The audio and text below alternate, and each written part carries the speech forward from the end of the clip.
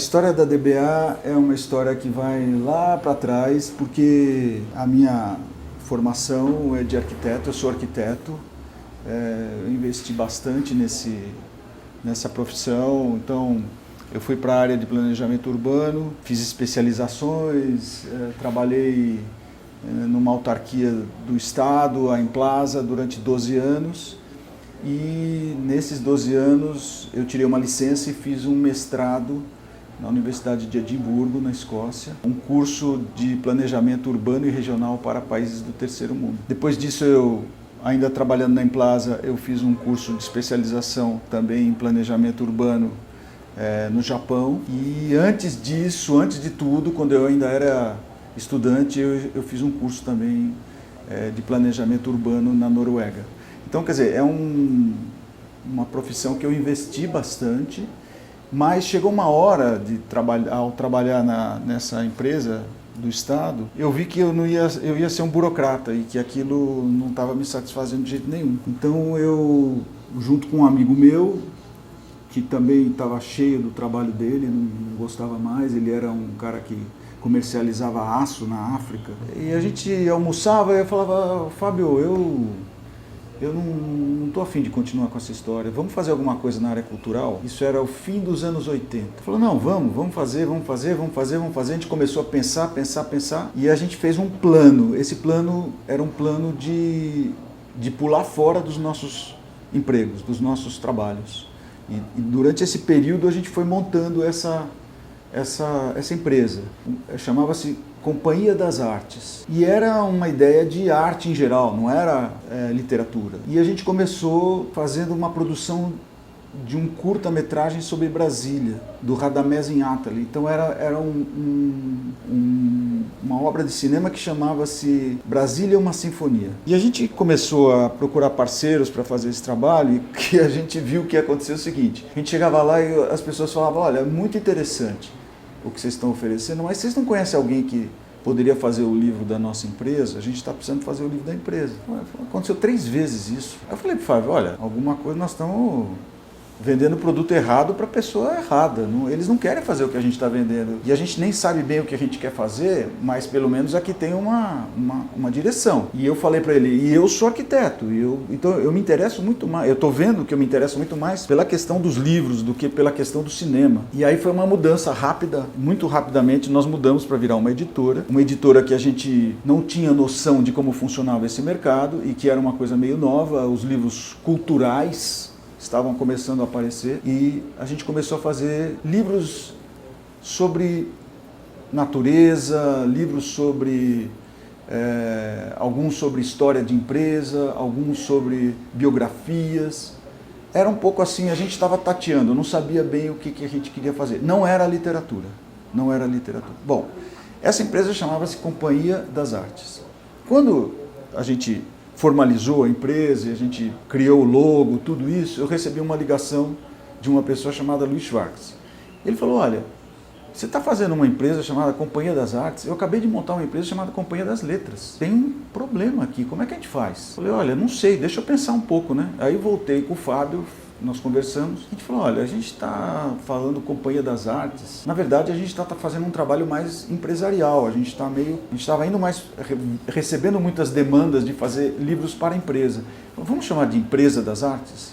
Falei, vamos chamar de Empresa das Artes. Eu liguei para o Luiz e falei, olha, já resolvi o seu problema e resolvi o meu problema, tudo bem, vai chamar Empresa das Artes, pronto. Então ele seguiu com a dele, eu segui com a minha. Durante uns 4, 5 anos a gente foi sócio dessa empresa e a gente montou um braço gráfico, porque a gente tinha muita coisa para fazer de livros grandes. Tinha uma gráfica em São Paulo chamada Raízes Artes Gráficas, era a gráfica mais referência de livros de arte, livros da Maureen Basiliati, livros do George Love, livro do Cristiano Mascaro, só de feras da fotografia, né? E a gente conheceu esse Regasten Rocha, que era o dono, e ele falou, olha, eu quero vender essa gráfica, porque eu já estou com idade, não quero mais tocar isso, vocês são os enfants terribles aqui dessa área, vocês estão dominando, e nós estamos indo muito bem. A gente queria fazer uma coisa que era assim, a gente queria fazer os livros corporativos para pagar os livros de arte, porque livro de arte é muito caro.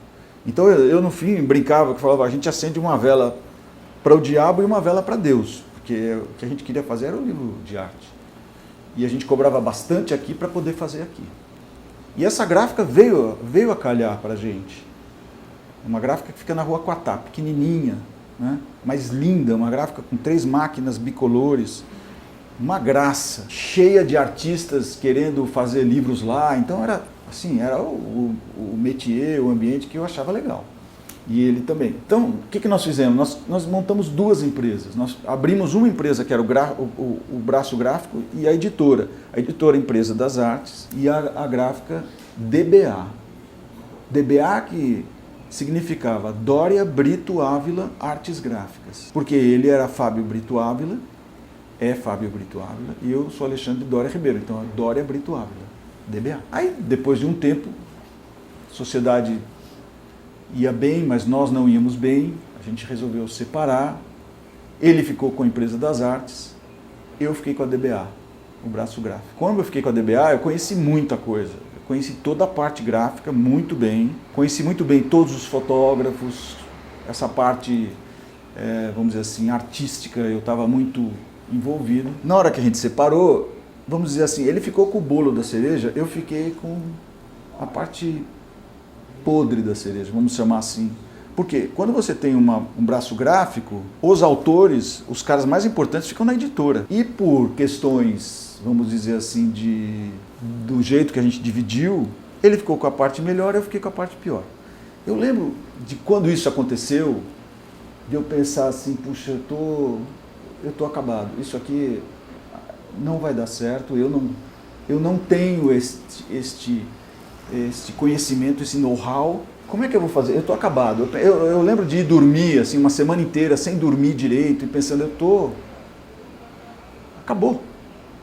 Eu só tenho a gráfica. Mas aí eu pensei, falei, não, eu vou lutar por isso daqui. Eu vou realmente lutar. E realmente, quando eu assumi a DBA fez assim, subiu.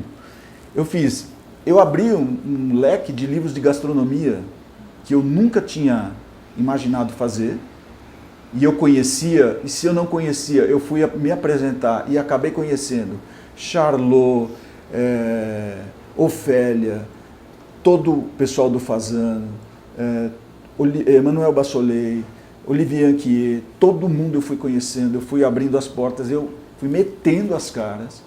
Eu fiz todos esses livros, eu comecei a fazer os livros de futebol, eu comecei a peguei essa parte da fotografia que já existia na DBA e aprofundei.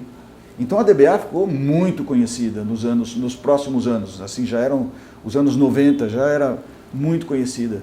Muita mídia impressa, muita televisão. Então, DBA, assim, na gastronomia, na fotografia, no futebol, Palmeiras, São Paulo, Corinthians e Santos, livros grandes, importantes, né? Com autores importantes, Juca Kfouri, Washington Oliveto, Nirlando Beirão, Inácio de Loyola Brandão, todos eles escrevendo os livros, com os fotógrafos Bob Wolfson, Cristiano Mascaro, Rômulo Fialdini, todos fazendo esses livros, né? E os livros de gastronomia criaram para a gente um nicho, quer dizer, a gente passou a ser conhecida, tanto nas livrarias, como quem queria fazer livro vinha falar com a gente. Então, a gente fez o livro do Olivier, nós viajamos para a França com o fotógrafo italiano, o Emmanuel foi junto, Emmanuel Bassolet foi junto, o livro do Emmanuel nós fizemos na casa dele, na Borgonha. Depois vieram outros livros, né, todos os do Grupo Fazano, Gero, Paride, Fazano Grande, o livro do risoto do Luciano Bossedia, todos os livros da Companhia Tradicional de Comércio, Brás, Original, Lanchonete da Cidade, Pirajá, né? E muitos livros de natureza também, muitos livros com fotógrafos importantes, Luciano Candizani, enfim, essa coisa da natureza, Araquém Alcântara, todos esses trabalharam, a gente fez muita coisa. Então, assim, uma coisa que eu não falei é que eu fiquei com uma batata quente na mão. Ele ficou com um nome muito conhecido, que era Empresa das Artes. Eu fiquei com um nome muito conhecido no ramo gráfico, e que era conhecido pela minha sociedade com ele, com o Fábio, que ele vai fazer com esse nome? Se ele, é a mesma coisa, você separa do seu marido, se você é uma mulher, digamos, você não quer mais usar aquele nome. Às vezes usa, né? Às vezes não quer. Você não quer mais usar por quê? Porque aquilo é um passado que você não quer mais saber, aquilo já era, acabou. Você quer uma vida nova. Eu queria uma vida nova, mas eu tinha um nome velho. E um nome que tinha o nome de uma pessoa que eu tinha me separado. Nessa época eu já ia para Frankfurt muitos anos. Eu lembro que eu apresentava os cartões e eu via os cartões que eu recebia. Muitos cartões tinham os nomes, empresas italianas, empresas francesas, empresas espanholas, os nomes eram em inglês, né? Então, sei lá, o cara botava books e não sei o quê, books e não sei o quê. Eu falei, olha, eu tenho um B, eu tenho um D, eu tenho um B, eu tenho um A. O D é Dória. O B virou books. E o A eu não sabia. E eu sabia o que eu faço. Eu faço livros de arte. Então, Dória Books and Art. Eu fiz em inglês porque a gente tinha essa pretensão de ser uma empresa que fosse para o exterior também e que pudesse ser lida no exterior como uma empresa brasileira, mas que fosse internacional. Então saiu Dória Books and Art, virou DBA. Eu usei as mesmas sílabas, as mesmas letras para mudar o nome. Isso no mercado foi muito interessante, porque os caras falaram, pô, sacou, foi boa.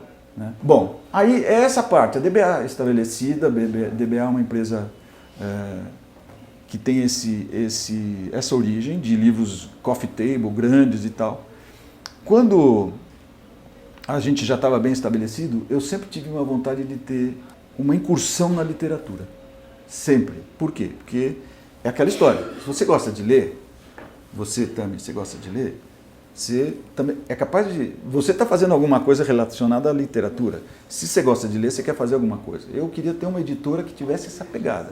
Então, quando eu ia para Frankfurt, a grande frustração minha é que eu olhava aquela coisa, é que nem uma criança numa loja de doce. Você olha aquilo ali e fala, putz, mas o que é bom aqui? O que eu vou levar para casa? Eu não sabia. Porque eu sabia o que eu lia. E eu sei o que eu leio. Mas eu queria trabalhar com isso. Então, eu tive uma experiência meio heróica com isso, que foi uma tentativa no começo dos anos 2000, um grupo de escritores que eu chamei para a gente fazer uma editora, e esse é um braço editorial da DBA, que fez uma coleção chamada Risco Ruído.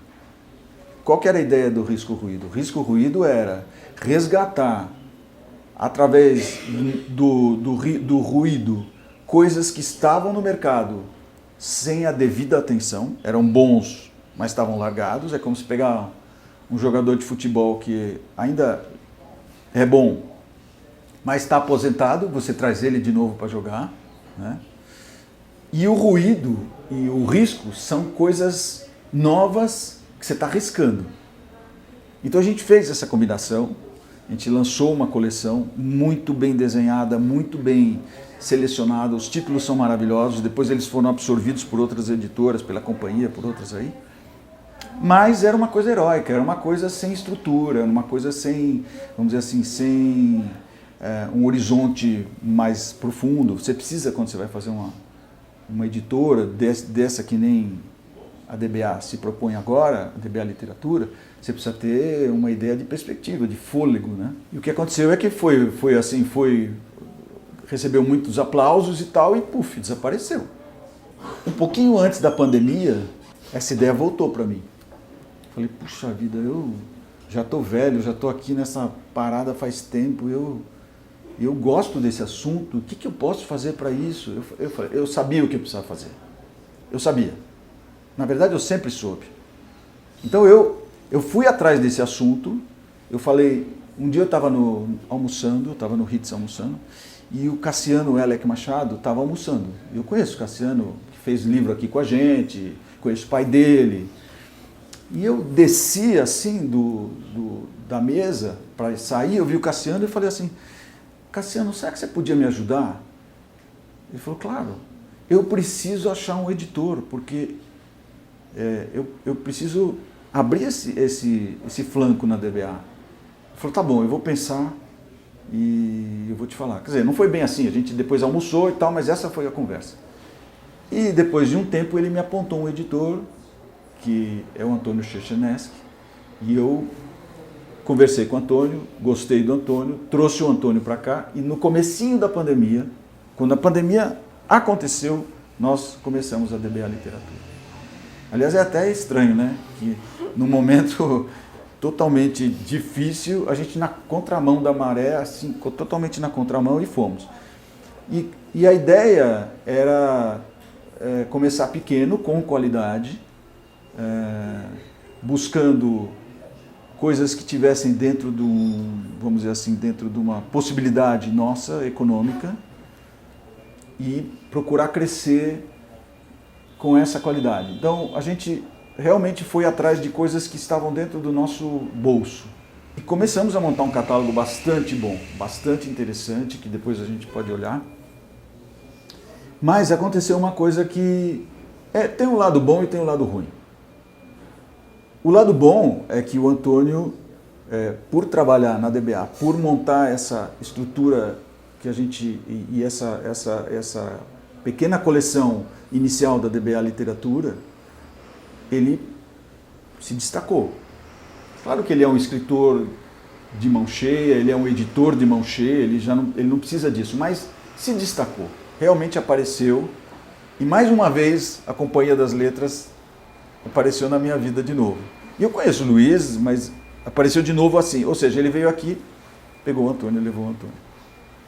Eu ainda tentei segurar, mas não deu, foi embora.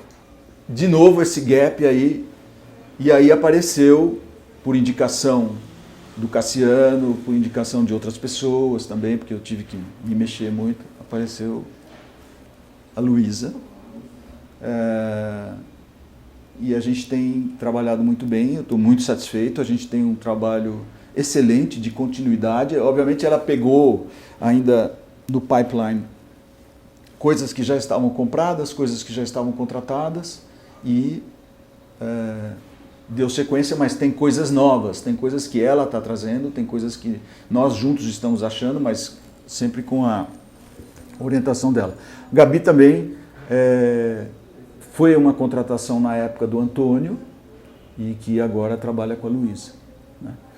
Então, eu acho que um pouco assim, para dar Você me perguntou como foi o começo foi assim. O que eu acho que foi muito interessante nesse começo, diferente daquele espirro que foi o Risco Ruído, aqui realmente é uma coisa marcada, é uma coisa, vamos dizer assim, que você botou o pé e fixou, entendeu?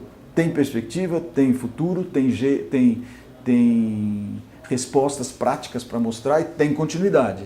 Então inclusive tem assessoria de imprensa que trabalha com a gente, a Bia Heigenheim, muito boa, excelente, né? A gente gosta muito dela, ela é uma pessoa de alta competência.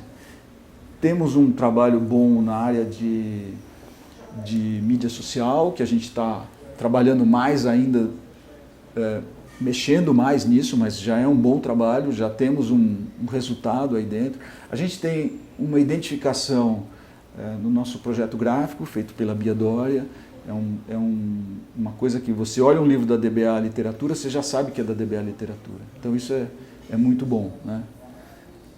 E eu acho que, em termos dos nossos autores, a gente tem acertado bastante. A gente tem uma experiência agora, para mim, muito nova e muito recompensadora, que assim, nós vamos para Frankfurt os três. Eu já fui para Frankfurt, na época, eu fui durante 20 anos para Frankfurt, na época da DBA editora, da grande editora mãe, né? Mas o que acontecia lá? Lá eu muitas vezes estava tentando vender os meus produtos, e vendi muitas vezes. Também comprei outras vezes. Aqui é diferente, né? Agora a gente tem poucas coisas para vender, mas a gente está na loja de doces, né? A gente vai olhar isso daí, a gente vai passear vamos dizer assim, com objetivo e ver o que a gente pode, dentro da nossa perspectiva, dentro do nosso budget, do nosso orçamento, o que a gente pode trazer para o Brasil, para a DBA. Nós iremos para a Flip também, que nunca tivemos na Flip. Nós temos participado das feiras, né?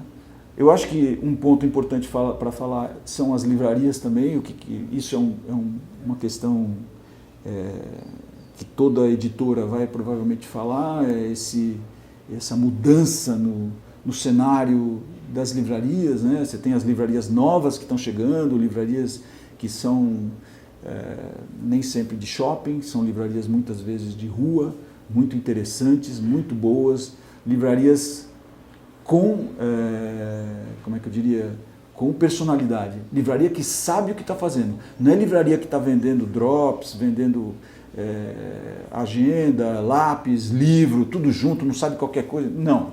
Você pega uma livraria da Travessa, você pega as outras livrarias pequenas que tem uma unidade só, você tem livrarias específicas, Gato Sem Rabo, você tem Megafauna, você tem livraria de gente que sabe o que está vendendo. Então, isso muda o cenário, né? Isso é muito bom.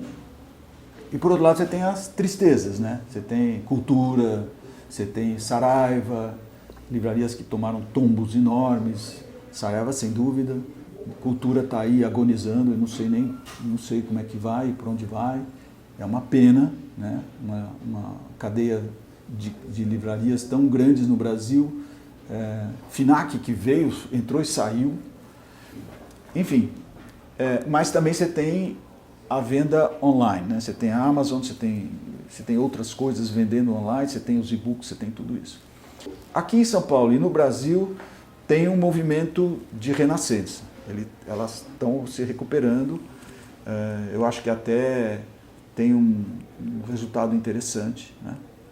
Que para nós é muito importante, nós dependemos dela. Nós temos, a Martins Fontes é nossa distribuidora, também é uma livraria excelente, uma livraria que você tem que colocar no meio dessas antigas, importantes, e faz um trabalho muito bom também. Basicamente é isso, quer dizer, de como a gente começou, como a gente chegou até aqui, é isso aí. Eu estou bem satisfeito. Talvez uma das coisas que eu ansiava, eu gostaria que acontecesse, está dentro dessa sua pergunta, quando eu queria realmente abrir esse braço literário, eu queria isso. Algumas experiências que a gente teve, por exemplo, nós fizemos alguns livros que eles têm um recall muito interessante. A Bessie Smith é um livro muito interessante, né?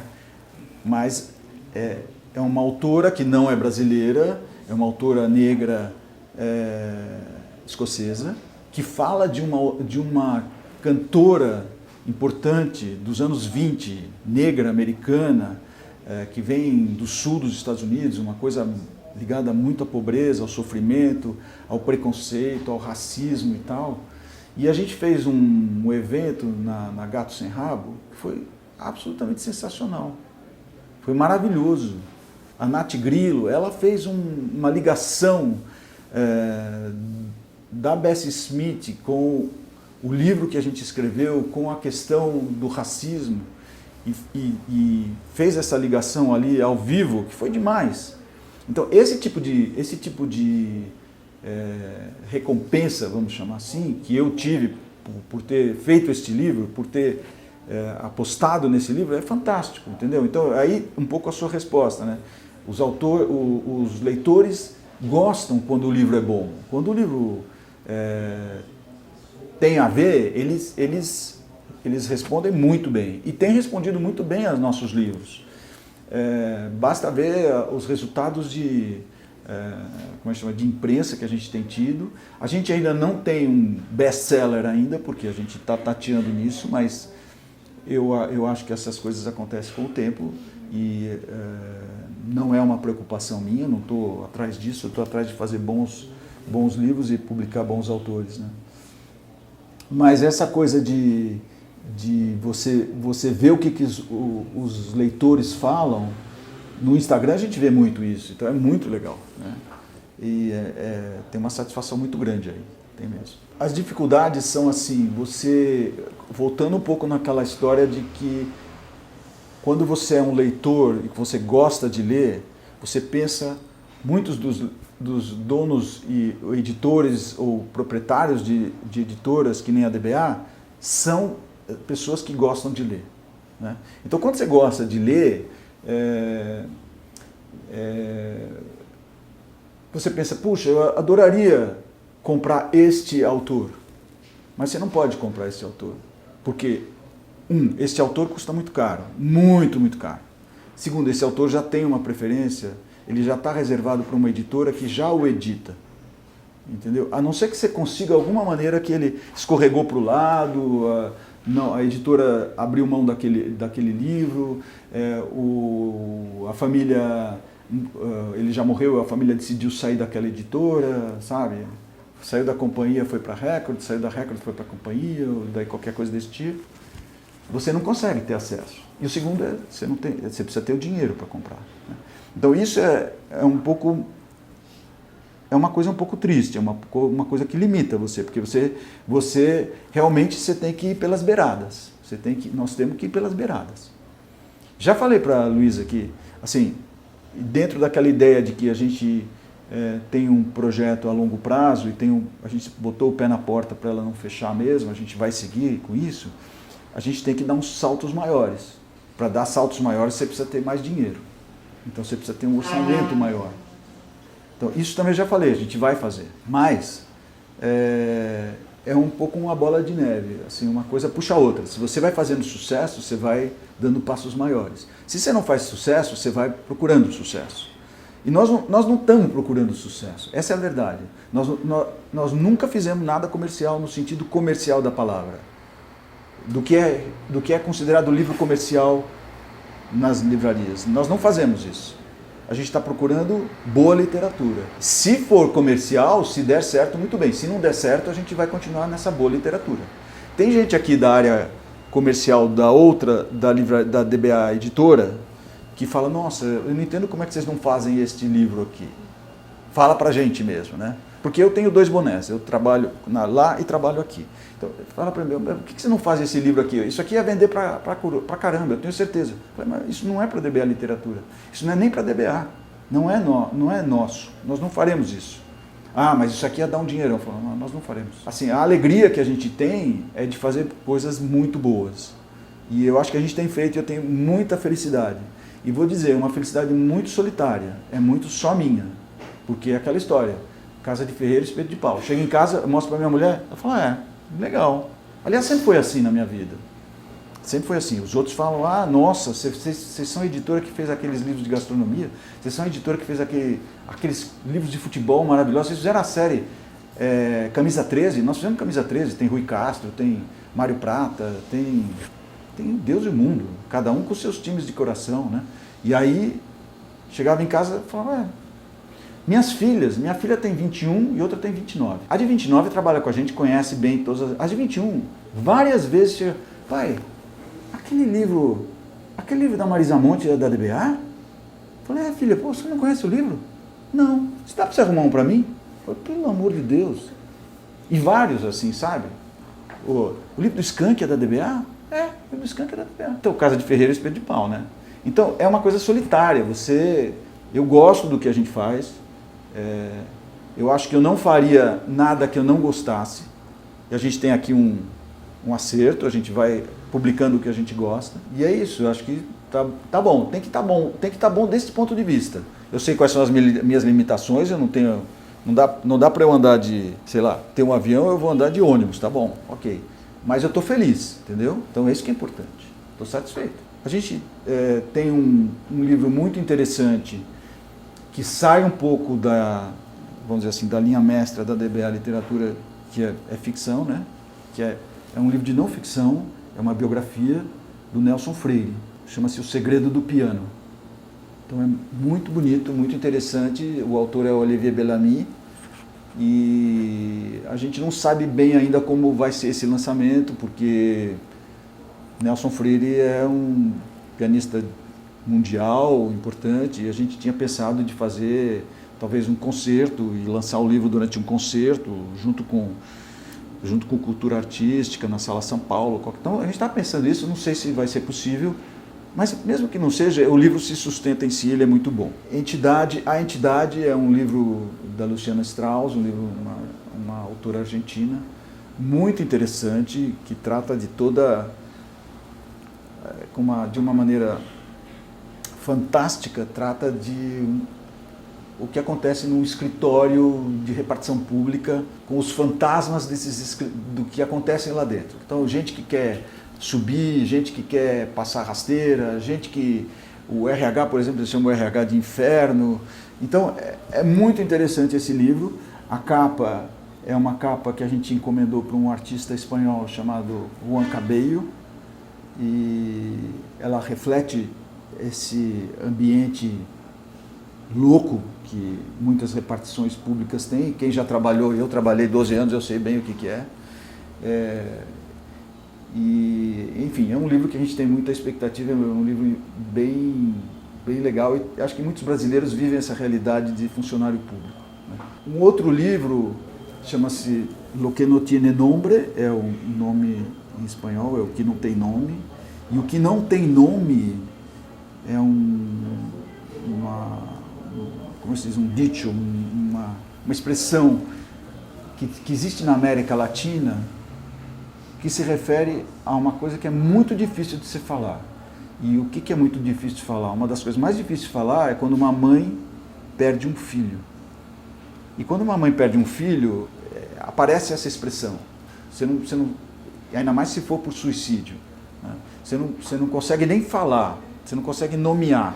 Então o livro trata desse assunto, uma mãe que perde um filho por suicídio.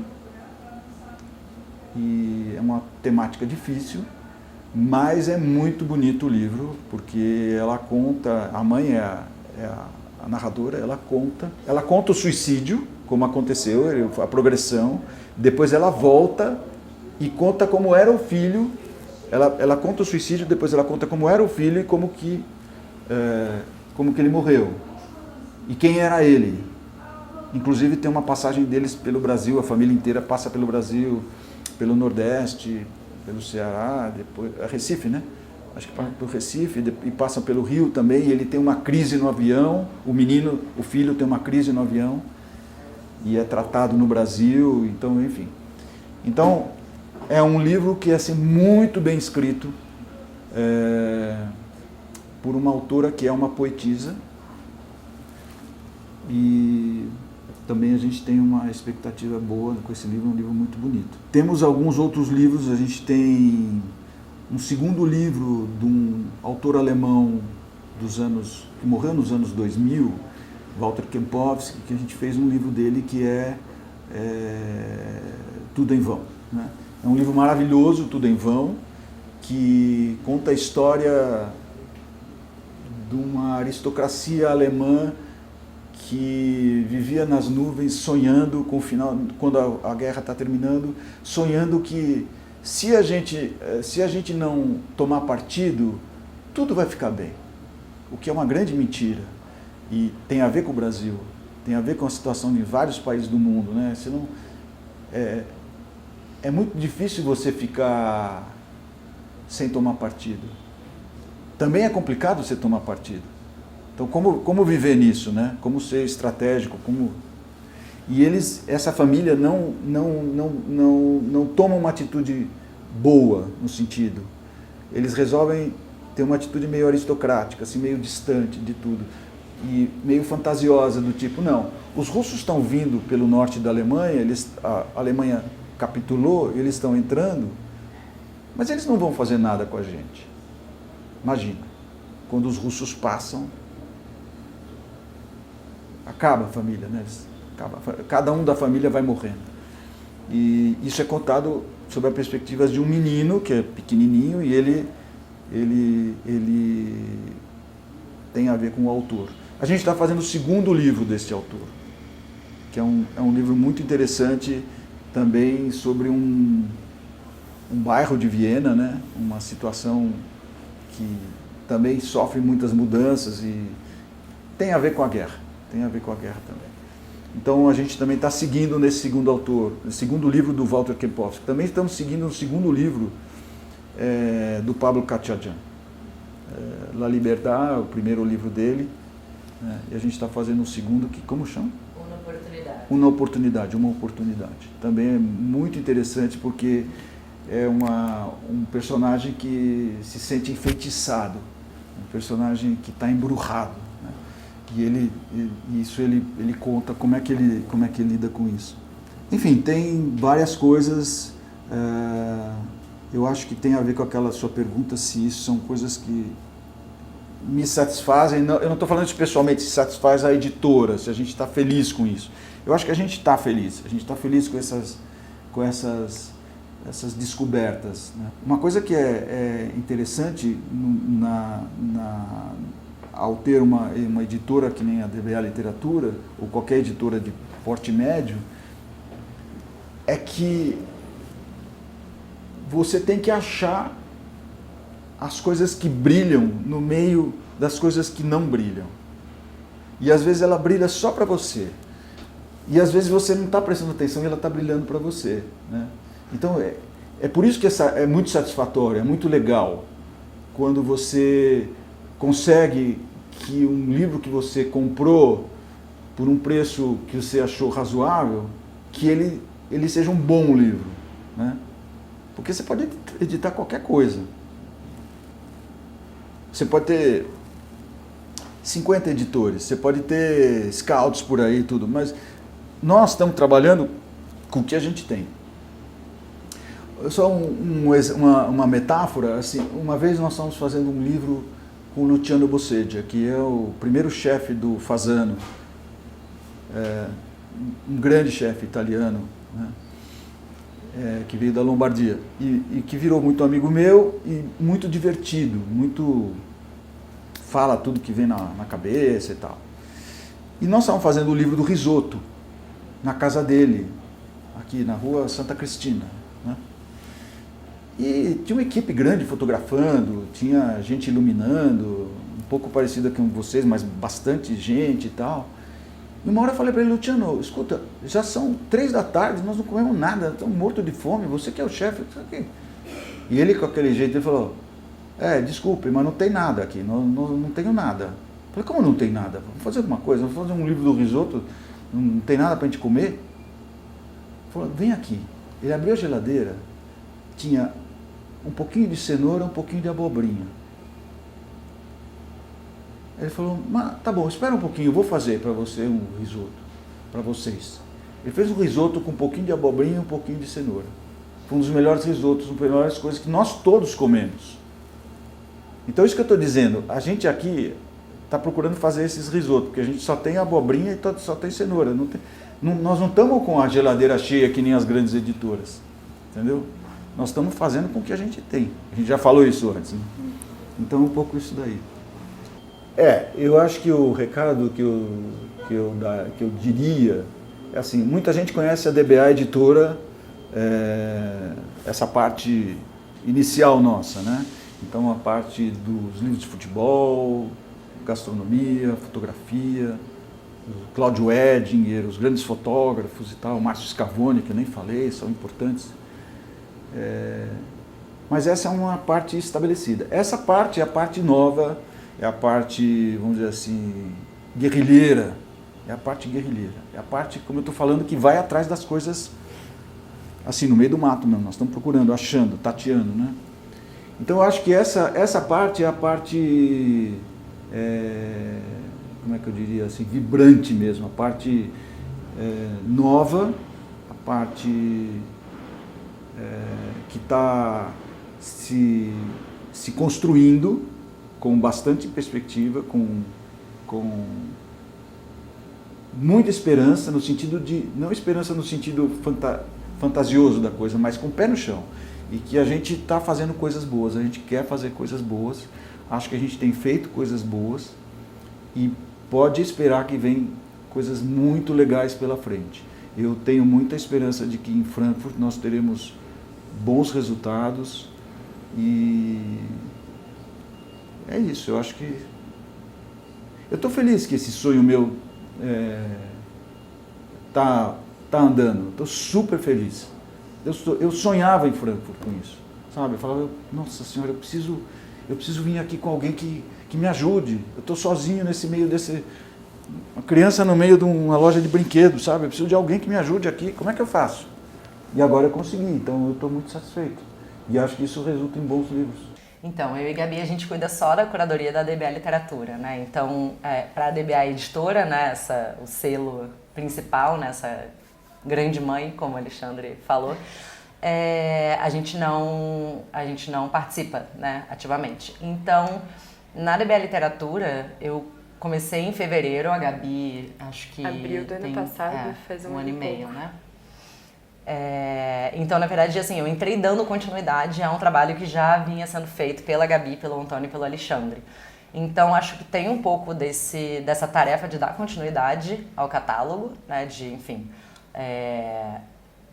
construir um catálogo a partir do que já foi publicado antes, mas também, claro, né, eu acho que cada editor também traz, né, as suas particularidades, os seus interesses, as suas obsessões, muitas vezes. Então, assim, esse catálogo que vem pela frente tem muita coisa do Antônio ainda, muita coisa do Alexandre, muita coisa nossa, muita coisa da Gabi.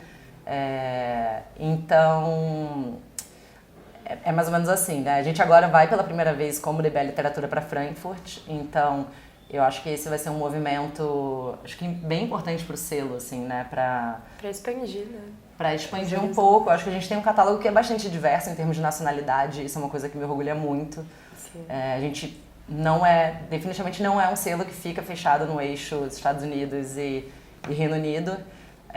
Então a gente tem interesse em expandir ainda mais, em descobrir, né? A gente fica nessas fixações, assim, de quem é o principal autor húngaro inédito no Brasil, né? Então, acho que a gente tem muito esse trabalho de como o Alexandre fala, né, olhar as coisas que brilham, né? Eu sou carioca, então pra mim a analogia é aquelas pessoas com a máquina de identificar metal na praia, né? Então é um trabalho quase de arqueologia, muitas vezes, né? Porque também tem muitos livros do nosso catálogo não são livros, não são lançamentos, né? Não foram livros que foram lançados agora, que são livros que a gente chama de quentes, né? Às vezes são livros que foram publicados há 5 anos, há 10 anos, há 30 anos, né? Então acho que tem muito desse trabalho, assim, de identificar grandes preciosidades, né? Pérolas que, por algum motivo, outros editores deixaram passar ou realmente simplesmente não tem tempo para publicar tudo de bom que foi produzido no mundo, né? Não, eu acho que o que a Luísa falou de a gente abranger muitos países e literatura de muitos lugares é o principal do foco, assim, nossa, de encontrar o que tem de bom em cada lugar. Bom, então na DBA Literatura a gente já publicou, né, nos primeiros anos, né, a gente publicou esse livro aqui, Uma Mulher Sem Ambição. Depois a gente publicou um livro da Júlia Dantas, Ela Se Chama Rodolfo. São 2 livros que tiveram uma performance, assim, completamente fora da curva, assim, pra gente, porque, enfim, pra gente era novidade, né, trabalhar com literatura nacional dentro desse selo. E foram livros que foram muito bem. Então, assim, a gente tá dando esses passinhos, né, para expandir um pouco mais o nosso catálogo de obras nacionais. A gente publicou agora no começo do ano um livro de contos de um autor de Brasília, que é o Vinícius Portela, que chamou Inconsciente Corporativo e Outros Contos, que é um livro que são contos sobre tecnologia, inteligência artificial, aplicativo de relacionamento, que, enfim, curiosamente, esse livro, a gente finalizou a edição antes do boom de ChatGPT, etc., mas tem ChatGPT no livro, né, um similar. Então foi muito legal. E a gente publicou um outro autor, também de Brasília, curiosamente, que é o Dan, do Vale o que Está Escrito, que também é completamente diferente dos outros livros nacionais que a gente lançou, né? Esse daqui é meio um faroeste que se passa numa cidade satélite em Brasília, que é um núcleo bandeirante. E na verdade, o ponto de partida do livro é um cara que trabalha num café e ele vê passar um conhecido de muitos anos, de quando ele era criança, que ele tinha certeza que já tinha morrido. Então é um livro que é uma literatura policial, basicamente, né? Mas ela se passa nessa Brasília, que não é a Brasília do Niemeyer, a Brasília da política, dos monumentos, etc. É uma Brasília mais pobre, mais cerrado, como a gente imagina, das milícias, da máfia do jogo do bicho. Enfim, então é uma perspectiva diferente do que a gente costuma ver, né? E é um autor que é uma figura muito particular, assim, porque ele assina como Dan. A foto dele de orelha é ele de boné, com o rosto para baixo. Então, ele tem toda essa aura de mistério em torno dele, assim. Então, é um cara muito sui generis, assim. Ele é muito interessante. E a gente tem ainda também previstos mais livros nacionais, né? Contratações recentes, alguns que, enfim, também não posso comentar já. Então, a gente está apostando bastante nisso.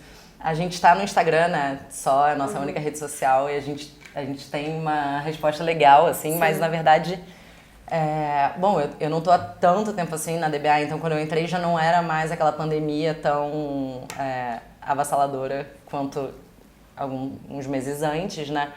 Mas logo que eu entrei a gente estava começando a fazer evento presencial, que foi uma coisa que foi meio novidade, né, para o selo literário, né, da DBA.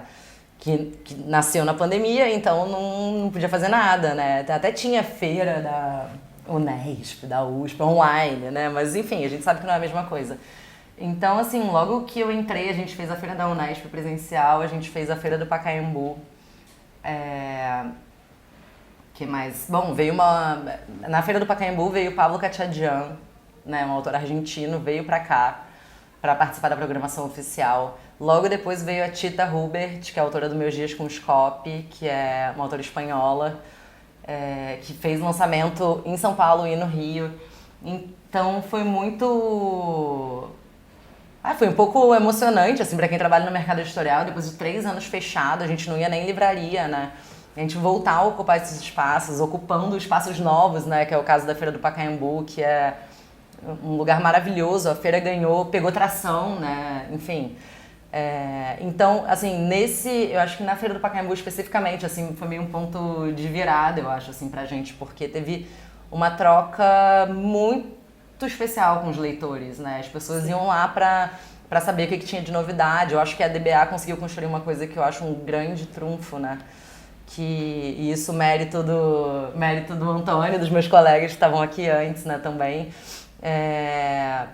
Que é de construir um catálogo que é aquela coisa assim, eu gosto da DBA, né?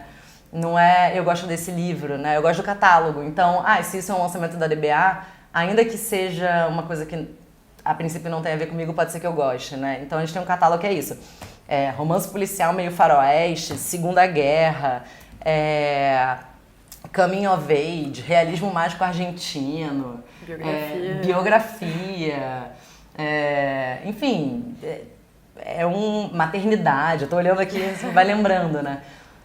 Então é um catálogo que é muito diverso, né? Então, assim, eu acho que as pessoas iam no stand um pouco nesse movimento, assim, Sim, no Instagram direto também, as pessoas elogiando o catálogo, não necessariamente um livro. Né? Então, isso é demais. Acho que até a gente tava falando dos livros que a gente procura, vai muito na linha do que a gente já tem publicado, sempre algo novo dentro do que a gente costuma fazer, eu acho. Não sei se faz sentido. Eu acho que sim. Eu acho que sim, são coisas que dialogam, que no fim das contas já conversam, né? De algum modo, pode ser nada às vezes óbvio, mas... Às vezes não é óbvio. Sim, e a gente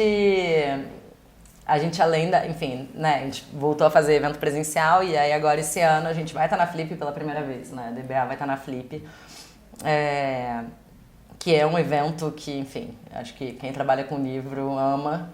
É que nem Bienal, né? A gente tem aqueles mixed feelings, né? Que é intenso e exaustivo e ao mesmo tempo é a coisa mais linda do mundo. Você vê a quantidade de gente que mobiliza, né?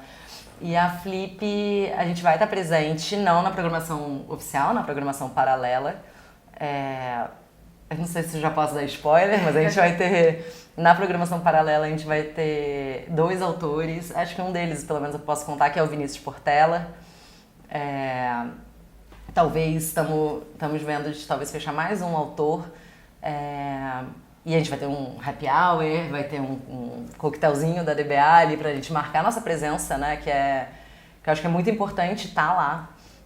Então isso também é mais um passo aí nesse movimento também das pessoas conhecerem melhor a DBA, essa DBA, né? A DBA da literatura, que não é a DBA necessariamente que é a DBA, né, mas que começou há 30 anos com os livros de esportes, de gastronomia, de fotografia, né? Então, é mais um braço, é um braço que a gente está vindo com força, a gente está aumentando nossos investimentos, a gente quer que mais leitores conheçam a DBA e gostem do catálogo e não dos livros individualmente. Mas é bom gostar do livro também.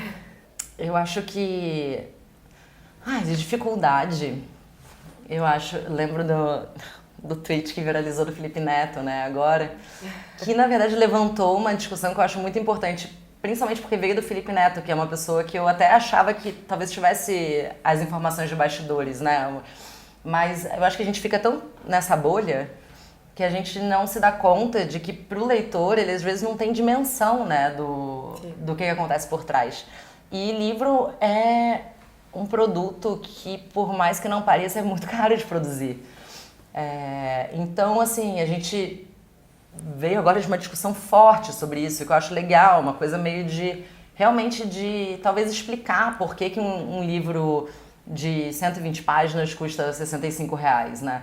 Assim, definitivamente não é porque algum dono de editora está embolsando todo esse dinheiro, assim, não é, porque a conta, ela é muito complexa, né? Ele tem o custo do adiantamento em si, né? Que quando você contrata o livro, o custo da produção, né? A edição, a revisão, 2 revisões, a preparação, o design de capa, o papel. E quando a gente entra no papel, a gente entra assim num buraco que é muito caro, né? Muito caro. Papel, custo gráfico. Custo logístico, de estoque, de armazenamento, né? Porque a gente esquece dessas coisas porque elas parecem meio... Acho que nem passa pela nossa cabeça, né? Muito quando a gente pensa que é isso. A gente precisa de um espaço, alugar um espaço para armazenar os livros, né? Não é... A tiragem, ela não vai inteira para livraria, né? Então, tem muito custo envolvido nisso, né? E a gente chora também. Eu acho que isso é talvez uma curiosidade, assim, que... A gente não fica feliz também quando o livro é caro, porque a gente também consome livro, né? Eu acho que 90% das pessoas que trabalham com livro trabalham porque amam ler, né? Amam o livro. Então, como leitoras, né? A gente também chega na livraria e a gente fica chateado que o livro tá caro. Mas ao mesmo tempo é isso, né? A gente tem um outro lado, então a gente paga, né? A gente vai na livraria pequena de bairro e compra um livro ali, né? Enfim... Então, eu acho que essa talvez seja a maior dor, acho que no geral, né? E de delícias, assim, eu acho que enfim, todo o resto, que não é fechar o preço, né?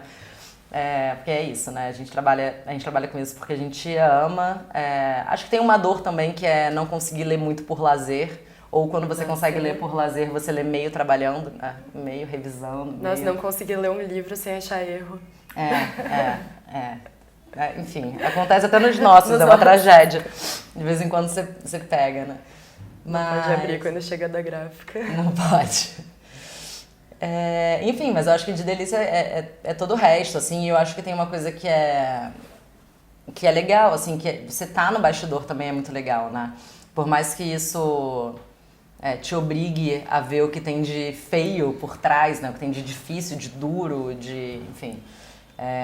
ver também, entender como a coisa funciona, né? Porque eu sempre que eu converso com pessoas sobre o meu trabalho, né? Que eu acho que é meio, pros meus pais, eles acham que eu sou meio Chandler Bing, assim. Eles não entendem muito bem o que eu faço quando eu chego e ligo o computador, sabe?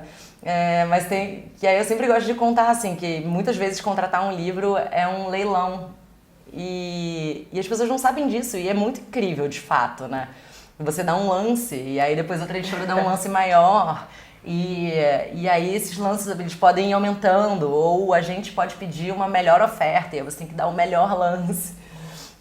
E você não sabe quantas outras pessoas ofereceram, ou quem são as outras editoras, né? Você não sabe com quem você está competindo.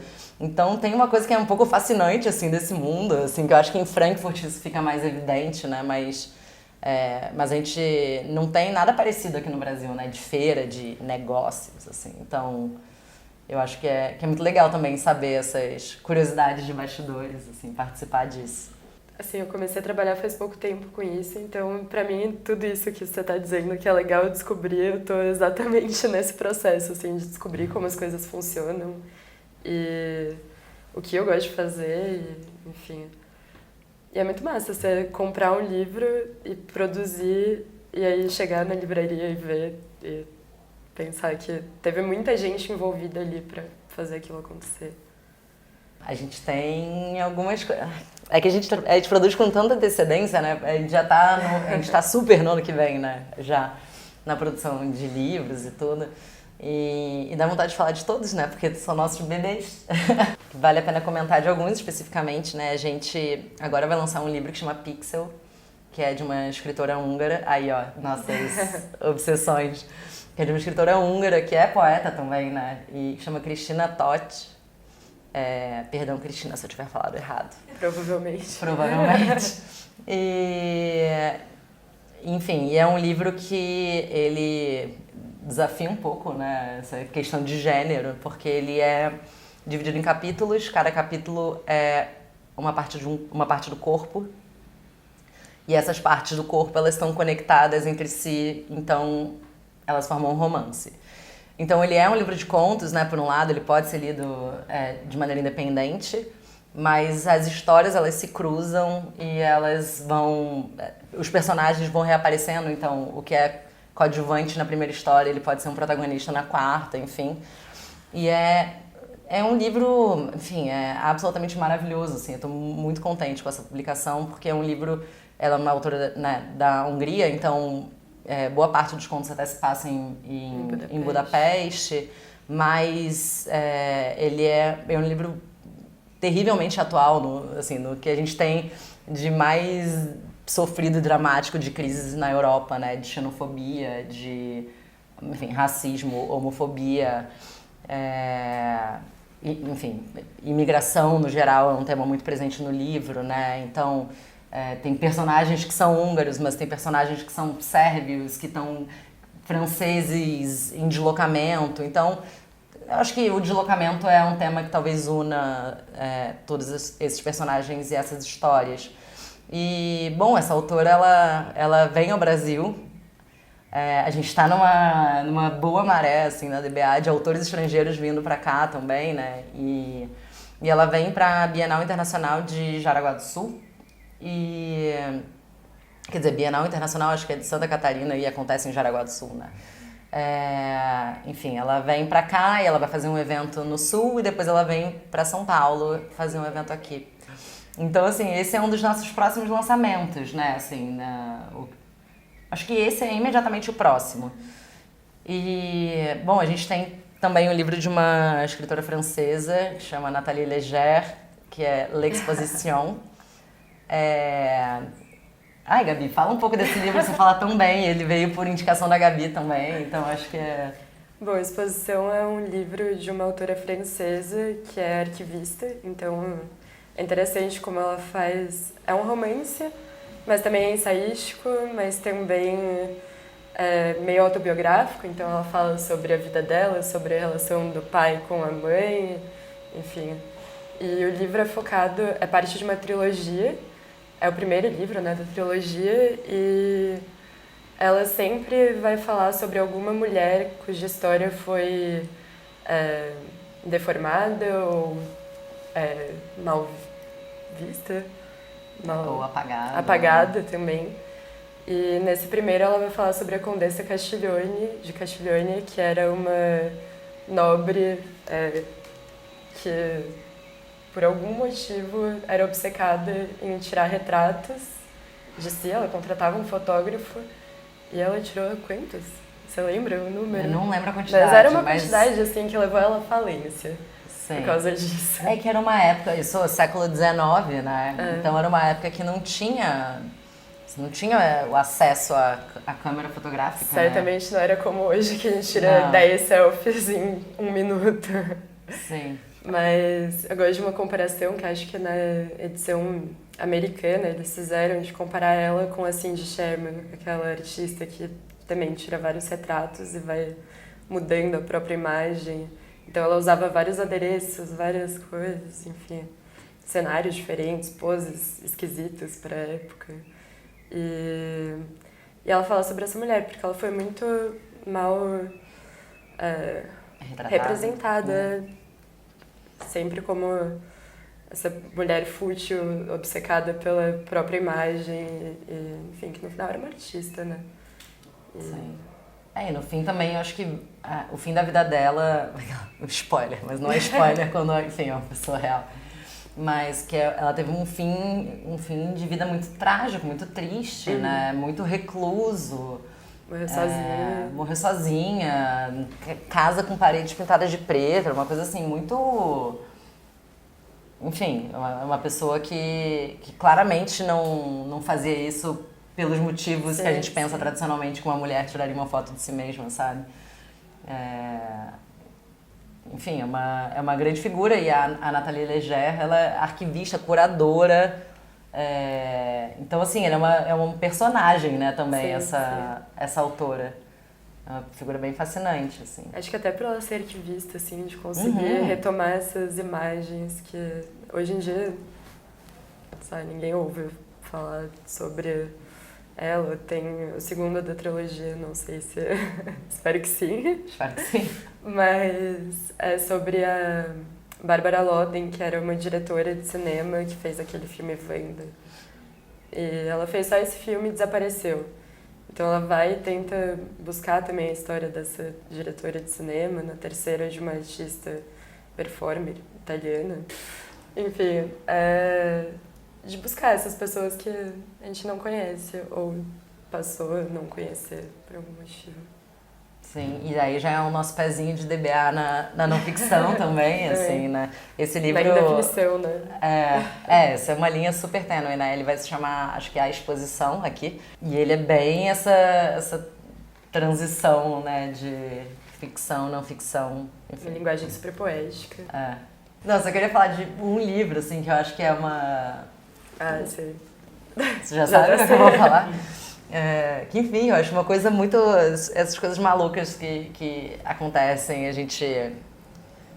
depois a gente olha pra trás e fala assim, gente, como é que isso aconteceu, né? Que é um livro de uma escritora japonesa de ficção científica que nasceu no fim da década de 40 e morreu no fim da década de 80, e que chama Izumi Suzuki. E assim, é fantástico o livro, e ficou completamente esquecido, né, também. E a autora é uma figura muito particular, assim, ela era modelo também, ela tem umas fotos completamente loucas, assim. Engraçado que dialoga em algum nível com a Condessa de Castiglione, né, mas enfim, não tem nada a ver. E enfim, ela era casada com um saxofonista de jazz, um cara, enfim, também super famoso, que morreu de overdose, acho que ela também morreu depois de overdose. Então era assim, uma mina punk japonesa escrevendo ficção científica da melhor qualidade, ficção científica feminista, assim, da melhor qualidade, numa época que, assim, isso era completamente impensável e ainda mais inserida numa cultura que às vezes não estava muito aberta para esse tipo de coisa, né? Pensa que ela, sei lá, esse livro, não sei, década de 70. E o livro é fantástico, e ele foi publicado no Reino Unido. E aí eu li um texto no blog da editora, um texto do editor falando como ele chegou como ele descobriu o livro e como ele chegou na autora, né? Como ele conseguiu contratar os direitos. E eu não conseguia de jeito nenhum falar com os agentes, de jeito nenhum, ninguém me respondia, eu não conseguia descobrir. Assim, não tinha nada, né? Nenhum registro, o que tinha era em japonês e eu não leio japonês. E aí eu falei, bom, vou ter que dar continuidade. Catei o e-mail do editor e escrevi pra ele. Então, assim, acho bonito, né, que alguém tinha feito esse trabalho arqueológico antes de mim. E a gente foi atrás depois também, assim. Então, se algum outro país quiser publicar esse livro, fala com a gente. Ele se chama, em inglês, né, Terminal Boredom. Acredito que vai ser algo do tipo Tédio Terminal, que eu acho um nome fantástico. E a gente tá super animado, assim. Vai ser um trio de tradutores pro português, a gente tá empolgadíssimo, assim. É um trabalho que, enfim, vai demorar um pouquinho, vai ser mais pro fim do primeiro semestre, acho, do ano que vem, porque enfim, agenda, questão de agenda mesmo com os tradutores, mas a gente está super animado, assim, a gente quer também fazer que nem a capa do Reino Unido, botar a foto dela na capa, enfim, acho que vai ser um livro importante para a DBA, assim, até porque a gente não tem muita coisa de ficção especulativa, ficção científica, a gente tem o Sol Artificial, que talvez bote né, acho que seja um pezinho ali. O Vinícius Portela, né? Talvez um pouco, e realismo mágico argentino a gente tem, né? Mas é outra coisa, né? Então, acho que esse é o primeiro mais tradicional, assim. Eu acho que adoraria conhecer quem estiver na Flip, vai ser um super prazer, né? Conhecer cara a cara, tem muita gente que às vezes a gente se fala por redes sociais, e-mail e tudo, e não se conhece pessoalmente. Então vai ser super legal, claro que Paraty é uma coisa um pouco específica, né? Não dá pra todo mundo ir lá, mas assim, não sei, se eu pudesse dizer alguma coisa, acompanhem, deem sugestões também, isso parece uma coisa que é meio absurda, mas como a gente falou, né, várias vezes, nosso trabalho aqui é um trabalho de guerrilha, e esse trabalho, ele pode ser muito solitário, então a gente gosta de trocar ideias, a gente gosta de falar de livro. Então, enfim, fiquem de olho também que a gente tem feito cada vez mais evento, ainda que não seja um evento oficial da DBA. A gente teve agora um clube para falar do Noite e Dia Desconhecidos, né? Com a Luara França, com a Paula Carvalho, ia ser com a Ana Rush também, mas ela não pôde. Enfim, então assim, acompanhem porque a gente quer trocar ideia, a gente quer estar mais de perto, né? E acho que é isso.